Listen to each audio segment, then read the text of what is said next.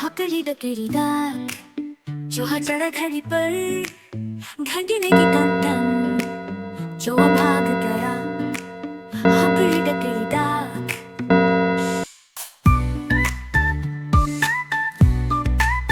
हकरी डकरी दो चूहा आया फिर से लो घंटी ने की टन टन चूहा भागा बबन बन। हकरी डकरी दो होली डकरी दी चूहा आया तेजी से जी पहुंच गया वो सात पर।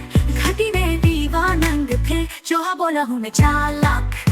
हकरी डकरी डाक हकरी डकरी डान पहुंच गया वो नो पर जान। घटी ने दी आवाज बस चूहा बोला अब हूँ मैं बस। चूहा भागा जैसे हवा। हकरी डकरी डाक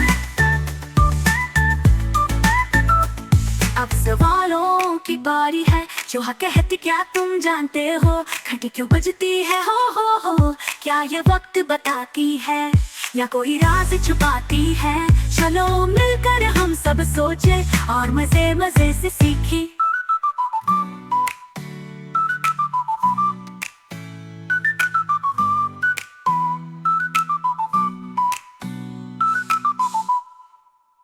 हकरी डकरी दो चूहा चढ़ा घड़ी पर घटी ने की टन टन चूहा भागा बन बन। हकरी डकरी दो होली डकरी दी चूहा आया तेजी से जी पहुंच गया वो सात पर। घटी ने दीवानंद फिर चूहा बोला हूँ मैं चालाक।